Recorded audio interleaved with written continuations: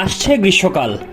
এ সময় তাপমাত্রা বৃদ্ধির কারণে বেড়ে যায় বিদ্যুতের চাহিদা মেটাতে নানা চেষ্টা থাকা সত্ত্বেও এবারের গ্রীষ্মেও বাংলাদেশের সঙ্গী হচ্ছে লোডশেডিং।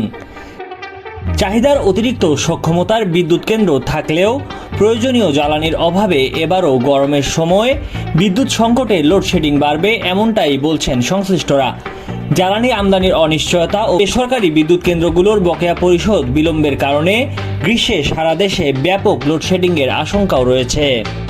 বাংলাদেশ বিদ্যুৎ উন্নয়ন বোর্ডের কর্মকর্তারা জানান, এবারের গরমে 3000 মেগাওয়াটের বেশি ঘাটতি থাকতে পারে। যদিও বিদ্যুৎ বিভাগ বলছে লোডশেডিং হবে 1500 মেগাওয়াট।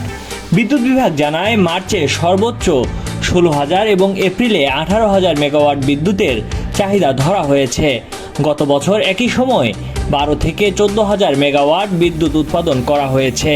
এবার এটি 13 থেকে 15000 মেগাওয়াট হতে পারে। এ ব্যাপারে বাংলাদেশ বিদ্যুৎ উন্নয়ন বোর্ডের সদস্য মোহাম্মদ জহিরুল ইসলাম জানান, বিদ্যুতের চাহিদা বাড়ায় উৎপাদনও বাড়ানো হয়েছে। বড় বড় কয়লা ভিত্তিক বিদ্যুৎ কেন্দ্রগুলো চালু রয়েছে। আদানি পাওয়ারের 2টি ইউনিট থেকেই বিদ্যুৎ সরবরাহ করা হচ্ছে। এতে এখন লোডশেডিং নেই। তিনি আশা প্রকাশ করেন, রমজানে নিরবিচ্ছিন্ন বিদ্যুৎ সেবা দিতে পারবেন। তবে গ্রীষ্মে বিদ্যুতের চাহিদা বাড়বে, এ ব্যাপারেও নানা রকম পদক্ষেপ নেওয়া হয়েছে বলেও জানান তিনি।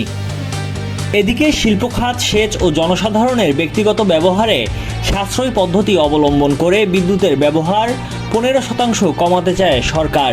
এজন্য জ্বালানি সাশ্রয়ী বাল্ব, ফ্যান ও হোম অ্যাপ্লায়েন্সের ব্যবহার বাড়ানো, এসির তাপমাত্রা 25 ডিগ্রি সেলসিয়াস বা তার বেশি নির্ধারণ, সৌরবিদ্যুৎ চালিত সেচ যন্ত্র ব্যবহারে উৎসাহিত করা, শিল্পে বয়লার দক্ষতা ও ফার্নেস তেলের ব্যবহার বাড়ানোর মতো পরিকল্পনা রয়েছে। কর্মপরিকল্পনা বাস্তবায়নে বিদ্যুৎ বিভাগ থেকে দেশের সব জেলা প্রশাসক ও বিভিন্ন সংস্থা প্রধানদের কাছে বিদ্যুৎ সচিব ফারহানা মমতাজ স্বাক্ষরিত চিঠি পাঠানো হয়েছে। বিদ্যুৎ বিভাগের সচিব ফারজানা মমতাজ বলেন, সম্ভাব্য যতটুকু বিদ্যুৎ পাওয়া যাবে এর উপর ভিত্তি করেই পরিকল্পনা করা হয়েছে, যাতে সাধারণ মানুষকে সর্বোচ্চ কমফোর্ট দেওয়া যায়।